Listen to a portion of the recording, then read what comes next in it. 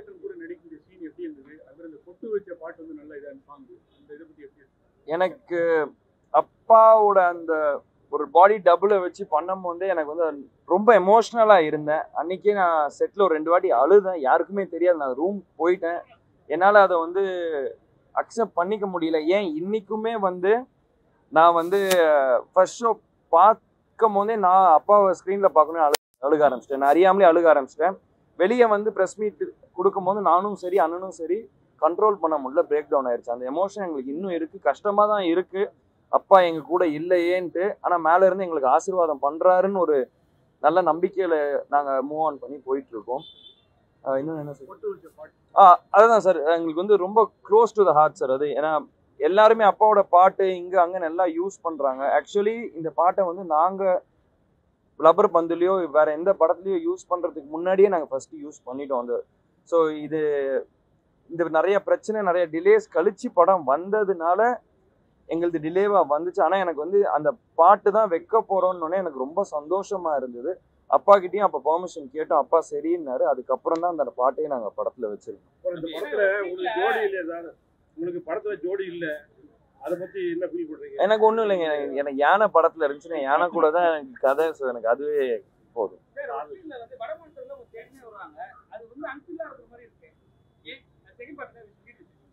இல்லை பிரதர், அது நாங்கள் வந்து அது யானையை தேடி ஒரிசாவுக்கு போகிறது தானே கேட்குறீங்க? ஆமாம்.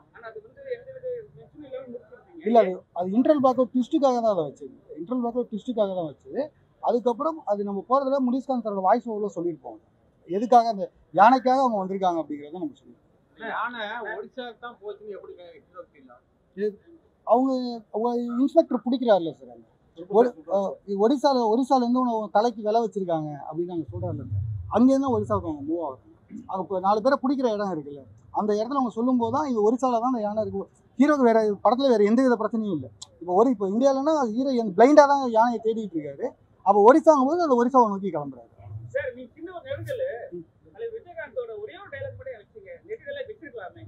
இல்லை சார், ஏஐ ரொம்ப டஃப் சார். ஃபஸ்ட்டு அப்படி பார்த்தா அது பாசிட்டிவாக வைக்கணும் அப்படின்னா கம்ப்ளீட்டாக ஒரு போர்ஷனே வச்சிருக்கலாம். ஏஐ டஃப், அதுக்கான ஒரு பட்ஜெட் இருக்குது. அதை கரெக்டாக பண்ணணும், இல்லைன்னா தொட்டக்கூடாது அப்படிங்கிறது ரொம்ப கிளியராக. ஓகே, அது ஒரு சின்ன ஓகே. ஆமாம், ஓகே. இப்போ அது ரமணாவில் வந்து ப்ரொஃபஸர்கிட்ட வளர்ந்த ஸ்டூடெண்ட்ஸ் இருக்காங்கல்ல, அவங்க அதை எப்படி கூப்பிடுவாங்க? ப்ரொஃபஸர் தானே கூப்பிடுவாங்க. அதில் ஒரு ஸ்டூடெண்ட்டாக நீங்கள் இமிடேட் பண்ணி பார்த்தீங்கன்னா அதை இன்ஸ்பெக்டர் ப்ரொஃபஸர் கூப்பிட்டா லாஜிக்காக தானே போயிருக்கும். அதனால தான் சினிமா யூனிவர்ஸ்குள்ள கனெக்ட் ஆகுற மாதிரி, அதனால தான் ப்ரொஃபஸர்னு வச்சு.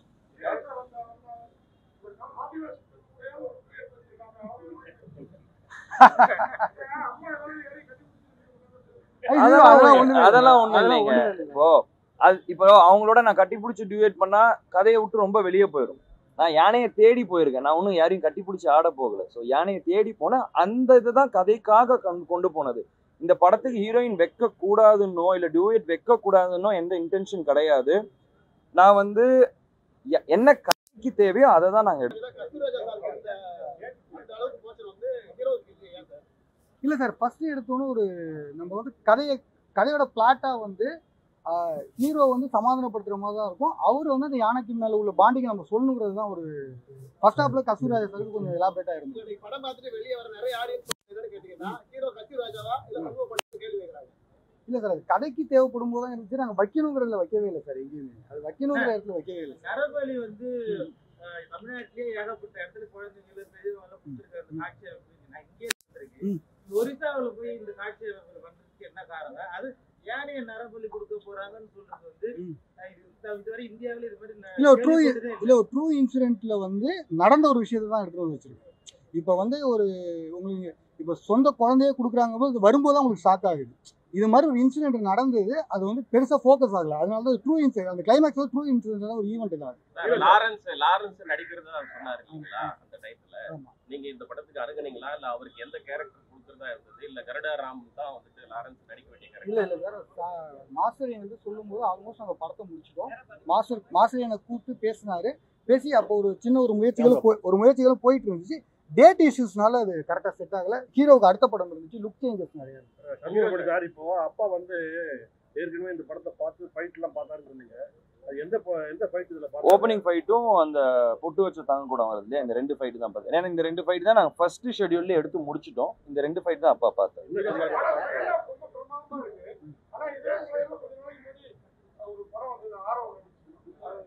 ராஜபேமா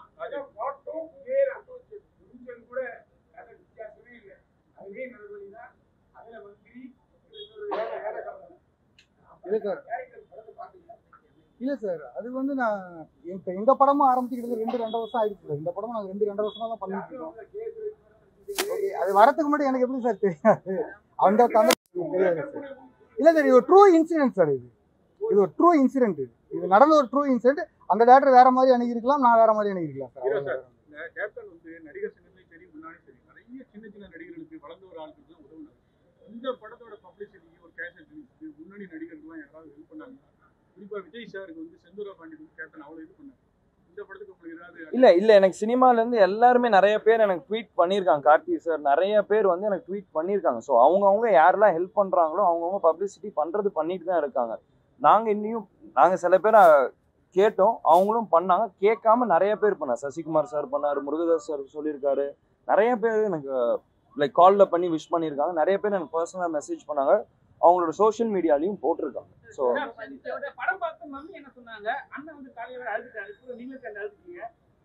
அம்மாவுக்கு வந்து படம் ரொம்ப பிடிச்சிருந்தது.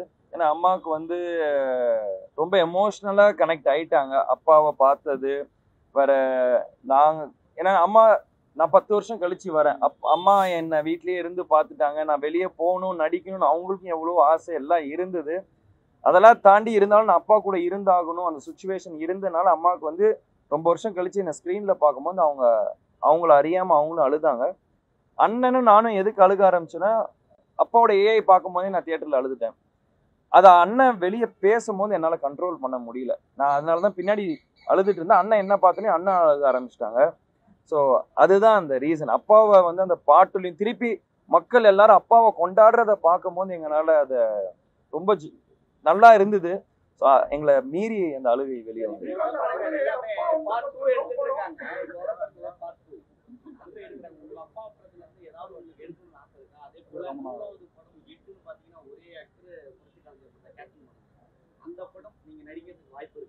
எதுங்க கேப்டன் பிரபாகரன் அது எனக்கு இப்போதைக்கு தெரியல. இப்போ நம்ம முருகதாஸ் சார் என் ஆடியோ லான்ச்ல சொல்லியிருக்கு.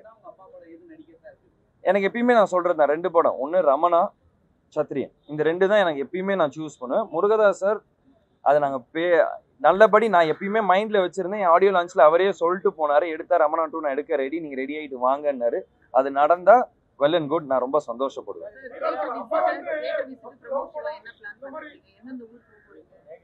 நான் இப்போதைக்கு சென்னை மட்டும் தான் பிளான் பண்ணியிருக்கேன். ஸோ இன்னொன்று நாங்கள் டீமாக உட்காந்து ஒரு சிட்டி ஊராக பிளான் பண்ண போகிறோம். பிளான் பண்ணிட்டு நாங்கள் அதை அனௌன்ஸ் பண்ணிடுவோம். அடுத்த படத்தில் கொம்பு சீவின் பண்ணுறேன், அந்த ஹீரோயின் இருக்காங்க.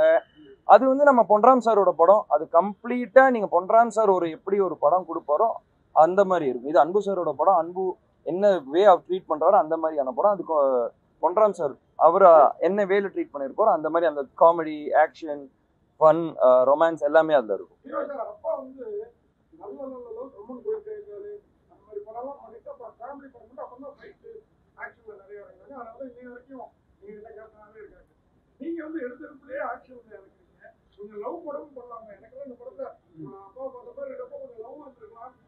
பண்ணுவேன், கண்டிப்பா பண்ணுவேன். ரொம்ப வருஷம் கழிச்சு இப்பதான் படம் பண்ணியிருக்கேன். அடுத்தடுத்து வரும்போது லவ் வரும், காமெடி இருக்கும், எல்லாமே கலந்துதான் நான் பண்ண போறேன். ஆக்ஷன் ஹீரோ நான் இது வரைக்கும் நான் சொன்னது கிடையாது. நான் வந்து எல்லாமே நான் ட்ரை பண்ண போறேன். லவ் பண்ணுவேன். பொன்ராம் சார் போனா full and full through out comedy இருக்கும், லவ் இருக்கும், சின்ன ஆக்ஷன்ஸ் இருக்கும், அந்த மாதிரி தான் இருக்கும். அதுக்கு அடுத்தது இன்னொரு டைரக்டர்கிட்ட பேசிட்டு இருக்கேன். சைன் பண்ண உடனே அதை நான் சொல்றேன். அது வந்து ஒரு மாதிரி லவ் ஸ்டோரியாவே போகும். ஸோ நான் எல்லாமே அதுக்கு ஏற்ற மாதிரி தான் பண்றேன். ஃபுல் அண்ட் ஃபுல் ஆக்ஷன் நானும் பிளான் பண்ணல. எனக்கு டைரக்டர் கதை சொல்றாங்க, எனக்கு பிடிச்சிருக்க கதைக்கு ஏற்ற மாதிரி நான் சூஸ் பண்ணுவேன். வருஷத்துக்கு 10 படம் பண்ணுவீங்களா? அது வந்து இல்ல, அது வந்து சசிகுமார் சார் ப்ராஜெக்டுக்காக வளர்த்த முடியும் தாடி. அந்த ப்ராஜெக்ட் டைம் ஆனனால அன்பு சார் வந்து அதுக்கு இல்ல நான் இந்த கெட்டப் அப்படியே எடுத்துக்கிறேன், முடி தாடி வெட்ட மாட்டேன்னு சொன்னதுக்காக அந்த இது அப்படியே பண்ணது. மற்றபடி அந்த இது படத்துக்காகன்றது இது கிடையாது. வருஷத்துக்கு 10 படம் பண்ணுவீங்களா? வாய்ப்பு கிடைச்சா கண்டிப்பா பண்ணுவேன். ஆமா. அடுத்தது அதே கேப்டன் சினி கிரியேஷன்ல உங்களை வச்சு படம் பண்ணுவாங்க சார். ரமணா 2 பண்ணிடுவோம். சார் இந்த படத்துல அம்மா சென்டிமென்ட்க்கு முக்கியத்துவம் கொடுத்திருக்கீங்க. கேப்டன் அவர்களோட படம் திரையரங்குக்கு வரும்போது அம்மாவோட ஃபீலிங் எப்படி இருக்கும்? இன்னைக்கு நீங்க முதல் தடவை உங்களோட படத்தை தியேட்டருக்கு பார்க்க வரீங்க. அவங்களோட உற்சாகம் எப்படி இருக்கு? அதுதான் சொன்னேன்ல, அம்மாவுக்கு வந்து இது வந்து ஒரு ரொம்ப சந்தோஷமான நாள். நான் அம்மா வந்து அப்பா இறந்ததுக்கு அப்புறம் இவ்வளோ சந்தோஷமா நான் எனக்கு தெரிஞ்சு நான் பார்த்து ரொம்ப நாள் ஆச்சு. அம்மா நேற்று ஈவினிங் தான் ரொம்ப சந்தோஷமா நல்லா ஜாலியாக சிரிச்சிட்டு இருந்தாங்க. எனக்கு தெரிஞ்ச அம்மா நேற்று நைட்டு தான் ரொம்ப நாள் கழிச்சு நல்லா தூங்குனாங்கன்னு நான் நினைக்கிறேன். ஸோ அம்மாவுக்கு வந்து இன்னைக்கு என் படம் ரிலீஸ் ஆனது அவ்வளோ ஒரு பெருமையான நாளாக அவங்க கருதுறாங்க.